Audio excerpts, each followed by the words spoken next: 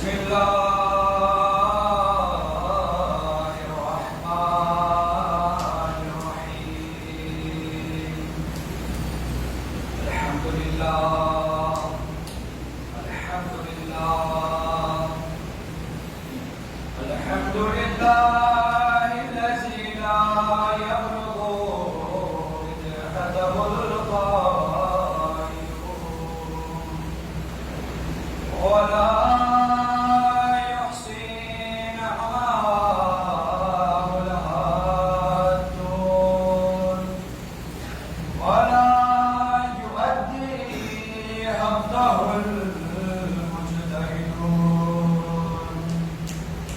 الذي لا يدركه ظلما ولا يناله غوص الفطر الذي ليس لصفته حد محدود ولا نعت موجود ولا وقت معدود ولا أجل ممدود وترى الخلائق بقدرته ونشر الرياح برحمته ومدد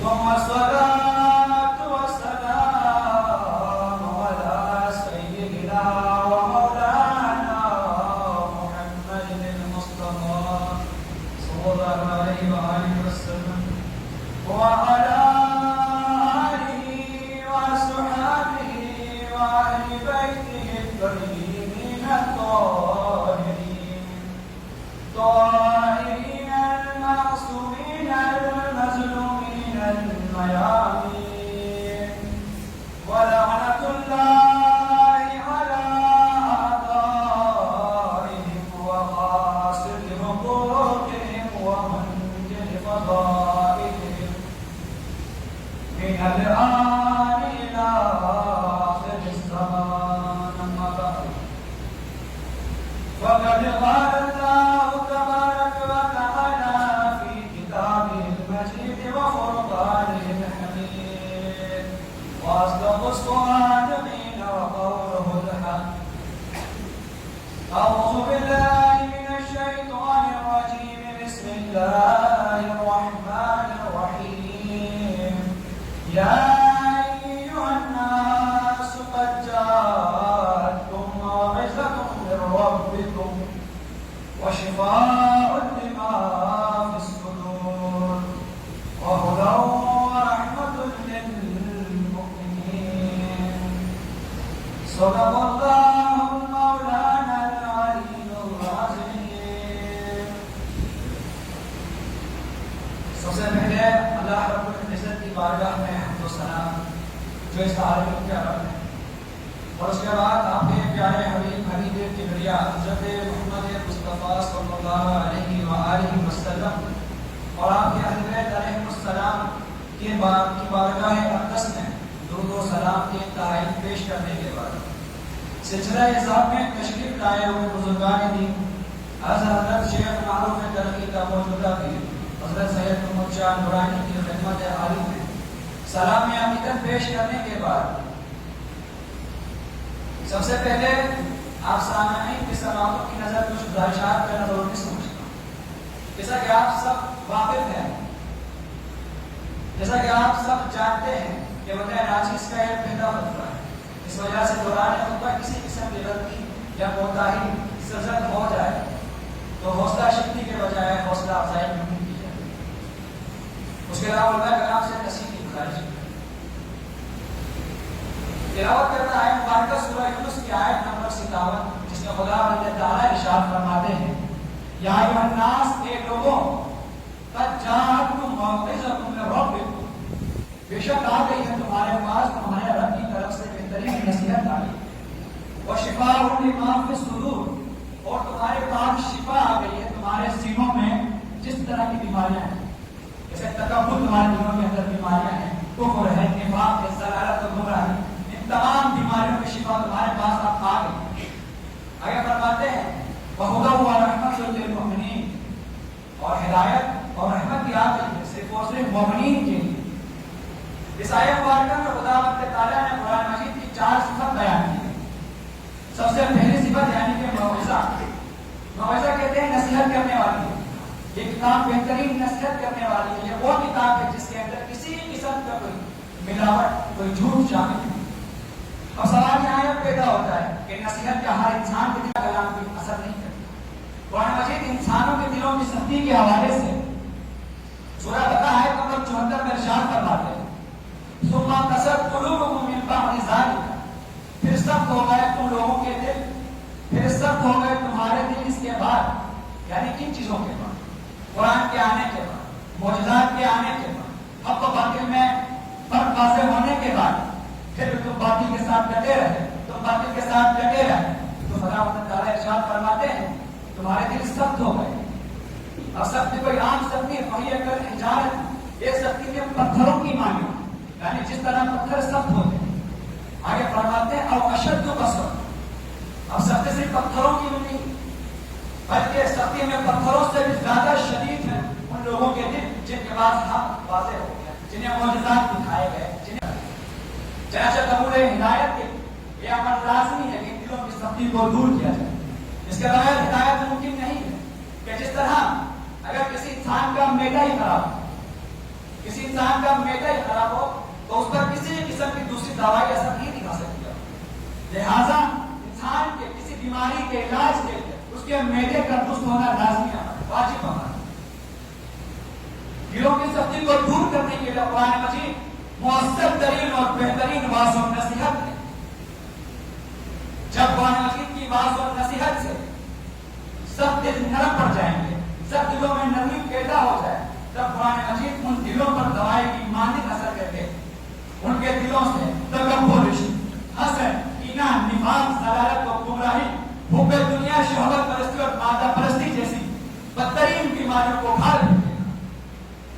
اگر ہم اس آیت مبارکہ کی ترتیب پر غور کریں تو یہ حقیقت ہمارے سامنے واضح ہوتی ہے، منکشف ہوتی ہے کہ انسان کے حق میں قرآن مجید سب سے پہلے نصیحت ہے، یعنی کہ موعظہ ہے۔ اس کے بعد قرآن مجید شفا ہے انسانوں کے حق میں، کیونکہ قرآن مجید کے اندر تمام بد سے بدترین، بڑی سے بڑی بیماریوں کی شفا موجود ہے۔ کیونکہ جب انسان کے دل سے بیماری نکل جائے، انسان کا دل جو شفا یاب ہوگا، تبھی انسان قرآن مجید کی ہدایت اور رہنمائی کو عملاً اختیار کر پائے گا۔ اور جب انسان یہ تمام مراحل طے کرے گا، طے کر کے قرآن مجید کی ہدایت اور رہنمائی کے مطابق اپنی زندگی کو ڈھال لے گا، تو پھر خدا تعالیٰ اس شخص پر انعامات نازل کرے گا، طرح طرح کی انعامات نازل کرے گا۔ اس کے بعد جو آیت مبارکہ میں قرآن مجید کی صفت بیان ہوئی ہے وہ ہے شفا اور رحمت۔ قرآن مجید سورہ بنی اسرائیل آیت نمبر 82 میں خدا تعالیٰ ارشاد فرماتے ہیں وَنُنَزِّلُ مِنَ الْقُرْآنِ، اور ہم نازل کرتے ہیں قرآن میں سے بعض حصہ۔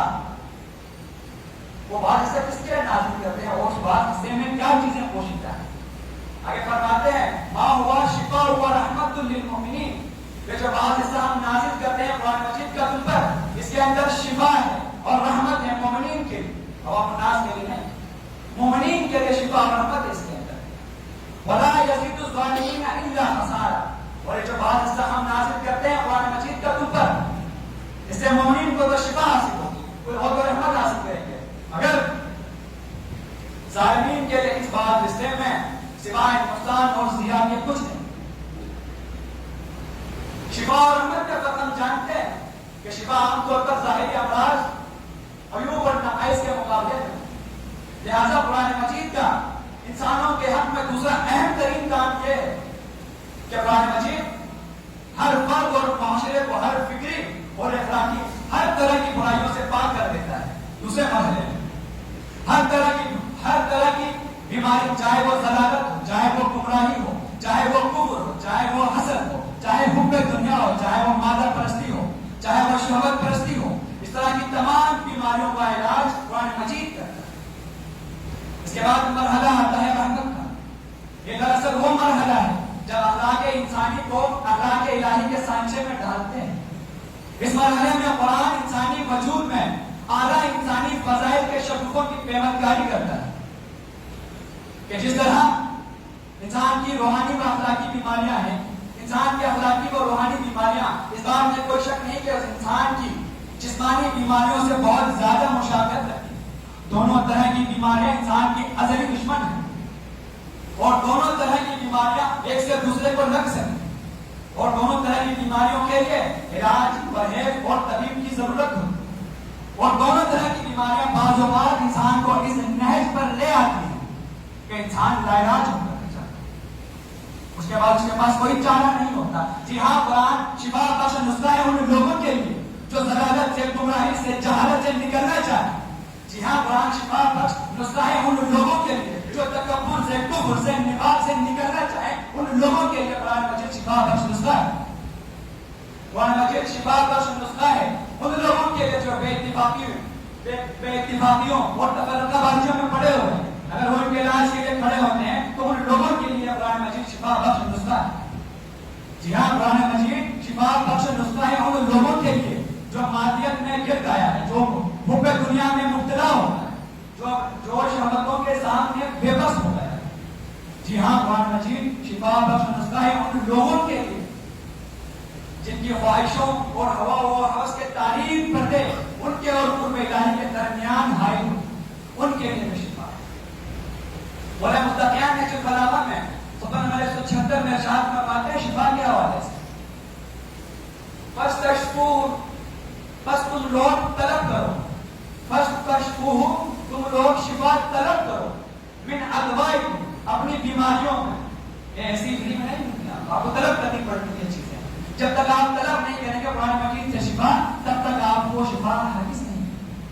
بڑا فرماتے ہیں فاستشفوہ من ادوائکم، جب تم گمراہی میں پڑ جاؤ، جب تم جہالت میں پڑ جاؤ، جب تم کفر میں پڑ جاؤ، جب تم تکبر میں پڑ جاؤ، جب تم حسد جیسی بیماری میں پڑ جاؤ، تو تم مدد طلب کرو قرآن مجید سے، شفا طلب کرو قرآن مجید سے۔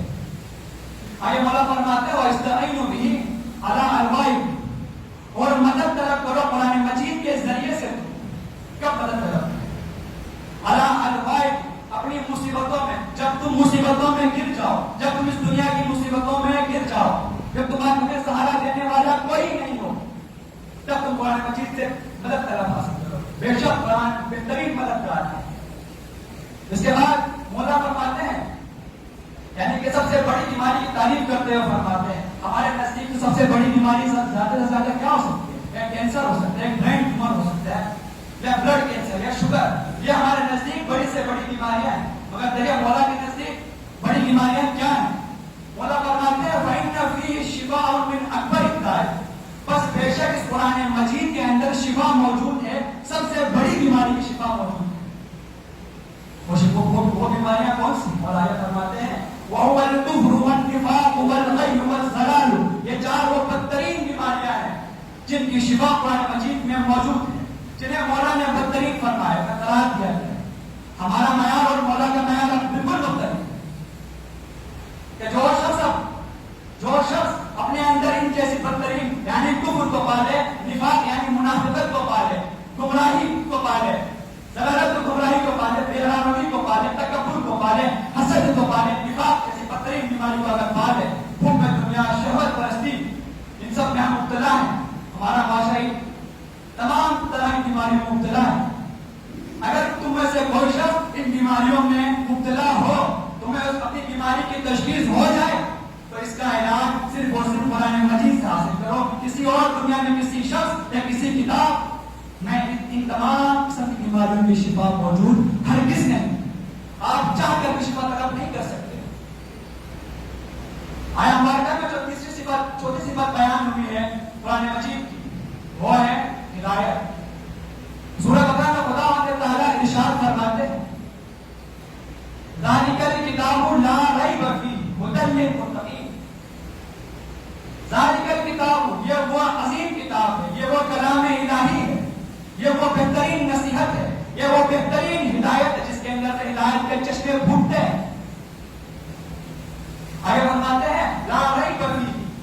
کے اندر کسی قسم کا کوئی شک و شبہ، اس کے اندر کسی قسم کی کوئی ملاوٹ، یہ آپ کو دھوکہ نہیں دیتی، یہ آپ کو گمراہ نہیں کرتی، یہ وہ عظیم ترین کتاب۔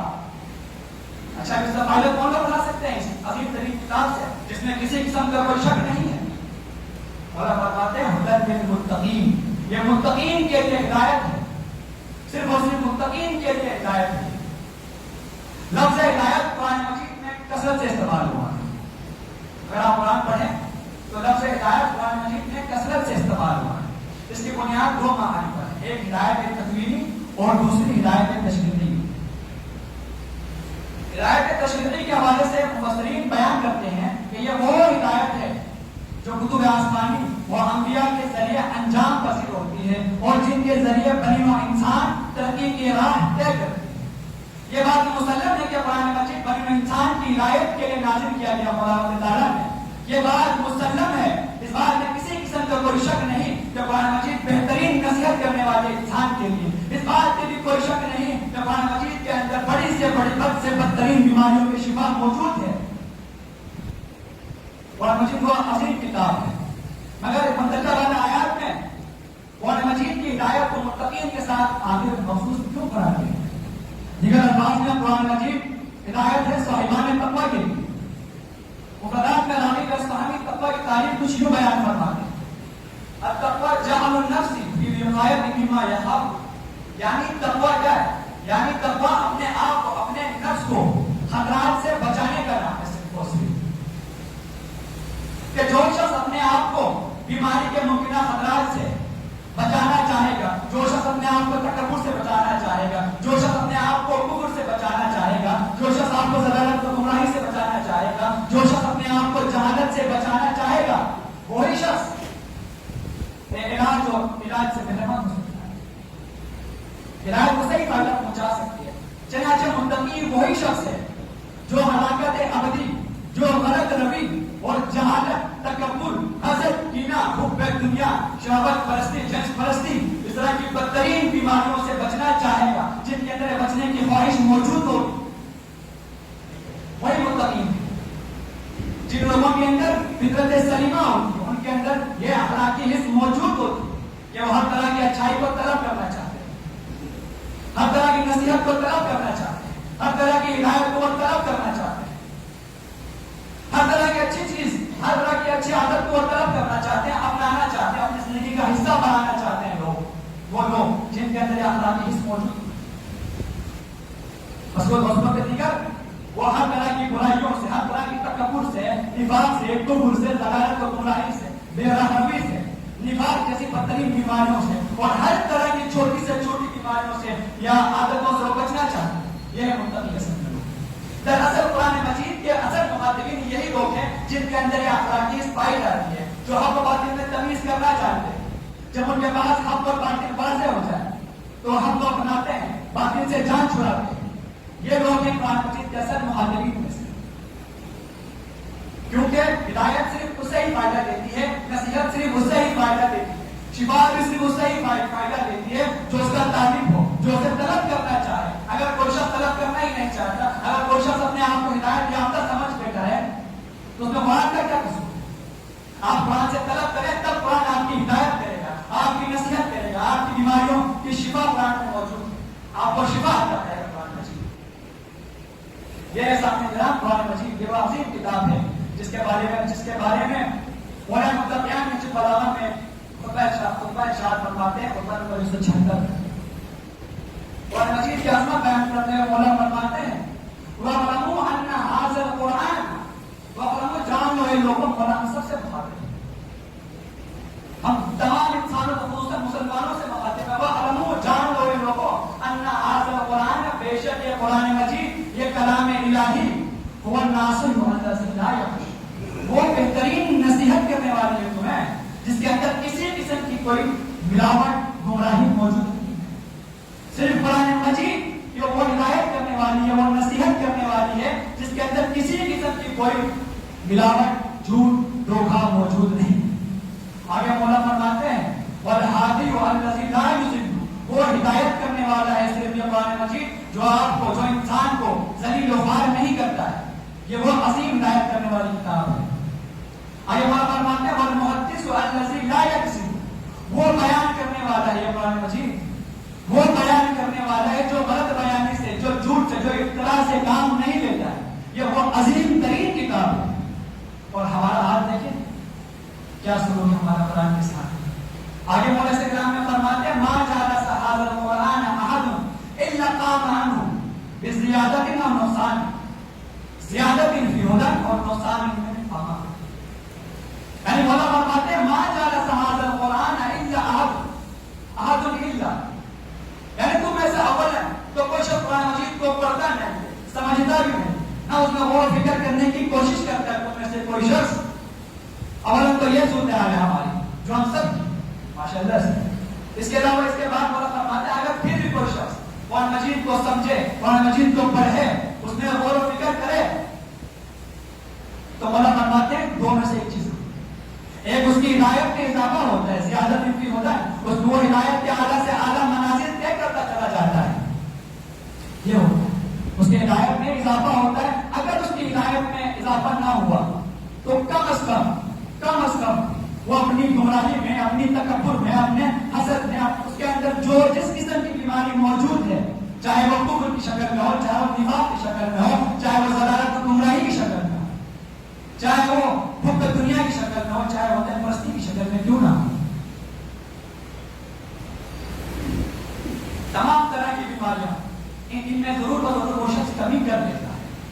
آگے والا فرماتے ہیں وَاعْلَمُوا أَنَّهُ لَيْسَ عَلَىٰ أَحَدٍ وَاعْلَمُوا أَنَّهُ لَيْسَ عَلَىٰ أَحَدٍ بَعْدَ الْقُرْآنِ مِنْ فَاقَةٍ، جان لو یہ لوگوں، پھر مولا متقیان ہم سب سے مخاطب ہیں مسلمانوں سے، جان لو یہ لوگوں انہو بے شک یہ قرآن مجید، اس قرآن مجید کو پڑھنے، سمجھنے، اس میں غور و فکر کرنے کے بعد کوئی شخص تم میں سے کسی دوسرے کا محتاج نہیں ہو سکتا ہے۔ کیا وہ فرماتے ہیں کوئی شخص کسی بھی دوسرے شخص کا محتاج نہیں ہو سکتا ہے۔ آگے اسی کا برعکس مولا فرماتے ہیں لا لأحد قبل القرآن من غنا، اور اگر کوئی شخص قرآن مجید کو پڑھے بغیر، سمجھے بغیر، اس میں غور و فکر کرے بغیر، اپنی زندگی کو وقف کیا بغیر قرآن مجید کے لیے، یہ سمجھ بیٹھے کہ وہ بے نیاز ہے، وہ بے محتاج ہے، ایسا ہرگز نہیں، یہ مولا فرما دیتے ہیں۔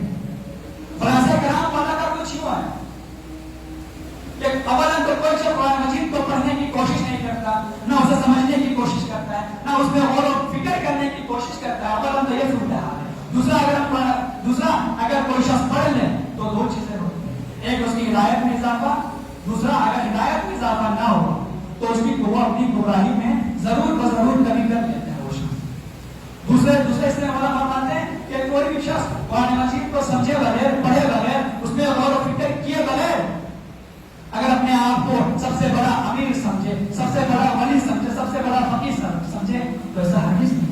وہ دنیا کا بدترین، مظلوم ترین، جہالت میں ڈوبا ہوا شخص ہے، وہ دنیا کا غریب ترین شخص ہے۔ اور ہاں اگر کوئی قرآن مجید کو پڑھ رہے ہیں، قرآن مجید کے لیے اپنی زندگی کو وقف کر دے، زندگی میں سے 4-5 سال قرآن مجید کے لیے نکالے، قرآن مجید کے مفاہیم کو سمجھنے کی کوشش کرے، تو وہ شخص دنیا کا امیر ترین شخص ہے، دنیا کا ولی ہے، فقیر ہے۔ یہ ہے مولا کے نزدیک قرآن مجید کی اہمیت۔ اور ہمارا صورتحال دیکھیں، بے شک قرآن مجید میں نصیحت بھی ہے، بے شک قرآن مجید کے اندر شفا بھی موجود ہے، تمام طرح کی بیماریوں میں شفا موجود ہے، قرآن مجید کے اندر نصیحتیں موجود ہیں جس میں کسی قسم کی کوئی ملاوٹ نہیں، بے شک موجود ہے، مگر ہماری قرآن مجید سے دوری لمحہ فکریہ اور تعجب کی بات ہے۔ ہمارا عمومی حال پر یہ ہے کہ ہم نے قرآن مجید کو بڑے سے لحاظ میں بند کر کے، بڑے سی الماری میں بند کر دیا ہے۔ شاید کیا خوب ارشاد فرماتے ہیں روشنی دین کی پھیلے گی جہاں میں کیسے، روشنی دین کی پھیلے گی جہاں میں کیسے، ہم نے قرآن کو توقوں میں سجا رکھا ہے۔ مطلب ہم جب قرآن کو الماریوں میں بند کر کے رکھتے ہیں، وہ بھی سب سے اوپر والے حصے ہیں، تاکہ کسی بچے کا تو ہاتھ نہ جائے، بڑے مشکل سے پڑھ سکتے۔ جب ہمارا یہ رویہ ہو قرآن مجید کے ساتھ تو ہم ہدایت کیسے طلب کر سکتے ہیں قرآن مجید سے، ہمیں شفا حاصل کیسے ہوگی قرآن مجید سے، ہمیں ہدایت کیسے ہوگی قرآن مجید سے۔ قرآن مجید دنیا کی مظلوم ترین کتاب ہے، جسے سب سے زیادہ دنیا میں چھاپا جاتا ہے، اس کی سب سے زیادہ اشاعت ہوتی ہے، جسے سب سے زیادہ خریدا بھی جاتا ہے، اور جسے سب سے زیادہ عزت بھی دی جاتی ہے، اور جسے سب سے زیادہ پڑھا بھی جاتا ہے، فقط پڑھا جاتا ہے سمجھے بغیر۔ خدا تعالیٰ نے تو حکم کیا ہے قرآن مجید میں تدبر کرو، مگر ہمارا اس طرح قرآن مجید سے پیٹ پھیر لینا، منہ پھیر لینا سوال نشان۔ اسی کے برعکس اگر ہم کوئی اور مضامین پڑھتے ہیں، کسی طرح کی بھی اگر کوئی چیز پڑھتے ہیں، مثال کے طور پر اخبار ہی کیوں نہ پڑھیں، تو اس کا ایک خاص مقصد ہوتا ہے کہ اخبار کے ذریعے سے ہم نے جو دن پر جو شہر کا ہوتا رہا ہے اس کی خبر حاصل کرتے ہیں، ایک خاص مقصد کے لیے پڑھتے ہیں، ایک خاص مطالب نکالنے کے لیے پڑھتے ہیں۔ مگر یہ جو اخبار تو ایک عام انسان کی لکھی ہوئی کتاب ہے، اس کا کوئی بھروسہ بھی نہیں، اس کو ہم اتنی اہمیت دیتے ہیں، اسے روزانہ کی بنیادوں پر صبح پڑھتے ہیں، مگر اسی کے برعکس جو کلام الہی جس کے اندر سے ہدایت کے چشمے پھوٹتے ہیں، جس کے اندر سے نصیحتوں کے چشمے پھوٹتے ہیں، اس کے ساتھ ہمارا رویہ قابل افسوس آخر ایسا کیوں ہے؟ یہ تو خداوند تعالیٰ کا ہم پر کرم ہے، مہربانی ہے کہ خداوند تعالیٰ نے قرآن مجید کو فقط پڑھنے پر بھی اجر و ثواب رکھا ہے۔ سامعین کرام، قرآن مجید سے دوری کی بنیادی وجہ ہمارا قرآن مجید پر ایمان صرف لفظی حد تک ہے۔ ہم اب تک یہ تصور نہیں کر پائے کہ قرآن مجید واقعاً یہ کلام الہی ہے، یہ واقعاً یہ وہی کتاب ہے جسے اللہ رب العزت نے حضرت محمد مصطفیٰ صلی اللہ علیہ وسلم کی ذات مبارک پر نازل کیا تھا۔ اب تک ہمارے دلوں میں یہ ایمان نہیں آ سکتا ہے۔ لہٰذا کہ ہم تو قرآن کو اسی لیے اللہ کی کتاب مانتے ہیں کیونکہ ہمارے والدین مانتے ہیں، ہم ان سے سنتے ہوئے آ رہے ہیں۔ ہم مسلمان بھی اسی لیے ہیں کہ ہمارے والدین مسلمان ہیں۔ نہ ہم نے قرآن مجید میں تدبر کیا ہے، نہ اس کا تفکر کیا ہے، نہ غور و فکر کیا ہے، نہ اس کے اندر سے مفاہیم سمجھنے کی کوشش کی، نہ اس کے اندر اسرار و رموز پوشیدہ ہم کو جاننے کی کوشش کی ہے۔ تو بھلا ہمارا قرآن مجید کا ایمان صرف لفظی ہے، ایمان ہمارے دلوں میں اب تک نہیں اترا قرآن مجید کے حوالے سے۔ اس کے بعد دوسری وجہ ایمان کے بعد وہ ہے عربی زبان سے جاتا ہے۔ چونکہ قرآن مجید عربی زبان میں نازل ہوئی ہے، خداوند تعالیٰ نے عربی زبان میں قرآن مجید کو نازل فرمایا ہے، تو اس وجہ سے عربی زبان کو سمجھے بغیر کوئی شخص یہ سمجھ بیٹھے کہ وہ قرآن مجید کو سمجھ لے گا، پڑھ لے گا، اس کے مطالب کو بگاڑ لے گا، ایسا ہرگز نہیں ہو سکتا۔ کیا ہمارے نزدیک قرآن مجید کی اتنی سیٹ کی اہمیت نہیں ہے؟ ایک اخبار کے نزدیک اخبار کی جتنی اہمیت نہیں ہے؟ کیا ہمارے نزدیک ہماری زندگیاں قرآن مجید سے قیمتی ہیں؟ کیا ہم اپنی زندگی کے 4 سے 5 سال زیادہ ہے، صرف 4 سے 5 سال یا زیادہ ہوگا تو 6 سال میں قرآن مجید کو سمجھنے کے لیے ہم نہیں کر سکتے؟ ہم کیسے مسلمان ہیں آج کا مسلمان؟ ہمارے اس کے برعکس ہم انگریزی اور دوسری تعلیم سیکھنے کے لیے طرح کی محنتیں کرتے ہیں، مہنگی فیسیں ادا کرتے ہیں، اسکول یونیورسٹیوں ہزاروں میں لاکھوں میں والدین ادا کرتے ہیں فیسوں کو، چاہے انہیں ڈبل ڈیوٹی کرنا نہ پڑ جائے، نائٹ ڈیوٹی کرنی نہ پڑ جائے، کیوں نہ کرنی پڑے، چاہے انہیں قرض لینا کیوں نہ پڑ جائے، اگر انہیں اپنے بچے کی دنیاوی زندگی کی تو اتنی فکر ہے کہ ان کے لیے اتنی محنتیں کرتے ہیں، ان کے لیے قرض لیتے ہیں، ان کے لیے کام کرتے ہیں، ڈبل کام کرتے ہیں، مگر کیا اسی والدین کو اپنے اسی بچے کی دینی معاملات، دینی زندگی کی ذرا بھی فکر نہیں کہ اسے مدارس بھیجے، اسے الگ تعلیم کے لیے اسلامی تعلیم اسے حاصل کروائے؟ صرف اس زندگی کے 4 سے 5 سال کی تو بات ہے۔ آپ عربی سیکھیں گے تو آپ آگے مفاہیم سمجھ سکتے ہیں، اگر آپ عربی نہیں سیکھے تو آپ دنیا کے جاہل شمار ہیں۔ جو قرآن کو سمجھ نہیں سکتا وہ دنیا کا جاہل نہیں ہے۔ مولانا نے فرمایا اپنے آپ بولا، کیونکہ وقت آ چکا ہے، باتیں تو کافی اور تھی، اسی پر میں خلاصہ بتاتا ہوں۔ خلاصہ کب شروع ہوا ہے کہ ہماری جو دوری وجوہات پوائنٹ، ایک ایمان، ایک عربی زبان سے تعلق، ہمیں اپنا ایمان قرآن مجید پر پختہ سے پختہ کرنا ہوگا، اس کے لیے آپ کو پڑھنا پڑے گا، ٹھیک ہے۔ اس کے بعد عربی زبان سے تعلقی اپنی زندگی کو آپ کو وقت کرنا ہوگا، زندگی کے 4 سے 5 سال کم از کم آپ کو دینے ہوں گے عربی زبان کو سیکھنے کے لیے، تاکہ ہم قرآن کو سیکھ سکیں۔ لہٰذا قرآن مجید کی جو آیت آپ نے تلاوت کی اور خداوند تعالیٰ نے نہیں فرمایا یا ایھا الناس، اے لوگوں، ہم سب سے مخاطب ہیں، قد جاءتکم موعظۃ من ربکم، تمہارے پاس نصیحت آ گئی ہے تمہارے رب کی طرف سے، بہترین نصیحت، وشفاء لما فی الصدور، اور شفا بھی آ گئی ہے تمہارے پاس، تمہارے سینوں میں جس طرح کی بیماریاں ہیں تمام بیماریوں میں شفا آ گئی، وہدی ورحمۃ للمؤمنین، اور ہدایت بھی آ گئی اور رحمت بھی آ گئی۔ لہذا سامنے کرام ہمیں ضرورت اس عمل کی ہے کہ ہم قرآن مجید سے رجوع کریں، اس نیت سے رجوع کریں کہ کہ ہمیں قرآن مجید سے ہدایت طلب کرنی ہے، شفا طلب کرنی ہے، قرآن مجید سے نصیحت طلب کرنی ہے. نیت لے کر آپ ایک قدم قرآن مجید کی طرف بڑھائیں. خداوند تعالیٰ اپنے فضل و کرم سے 10 قدم آپ کو آگے. ہمیں ضرورت اس عمل کی ہے کہ ہم قرآن مجید سے رجوع کریں. اسی پر میں دعا کرتا ہوں کہ اللہ کی عزت و جلالت و حرمت کا واسطہ ایک رات جو سزا کرنے کی توجہ اور رسالت کا واسطہ حضرت علی بن ابی طالب علیہ السلام کے صبر و استقامت و شجاعت و بہادری کا واسطہ ہے. اللہ ہم سب کو صراط مستقیم کی طرف ہدایت فرمائے. اے اللہ اگر ہم ہدایت کے قابل نہیں ہیں تو ہمیں سچائی پر لا کے ہدایت حاصل کر سکیں. ہمیں شفا حاصل کرنے کی توفیق عطا فرمائے. اللہ ہمیں نصیحت طلب کرنے کی توفیق عطا فرمائے. اللہ ہم پر اپنی رحمتوں کی بارش فرمائے. اللہ تمام مسلمین دنیا میں جتنے ہیں ان کی نصرت فرمایا. اللہ ہمارے اساتذہ کرام کی زندگی کو طول عطا فرمایا. اللہ اپنے آخری حجت حضرت امام محمد مہدی علیہ السلام کی ظہور میں تاثیر عطا فرمایا. اللہ ہمیں ان کے عوام انصار کا شمار فرمایا. اللہ ہمیں محمد و آل محمد اور قرآن مجید سے زندگی بھر آخر دم تک متوسط رہنے کی توفیق عطا فرمایا.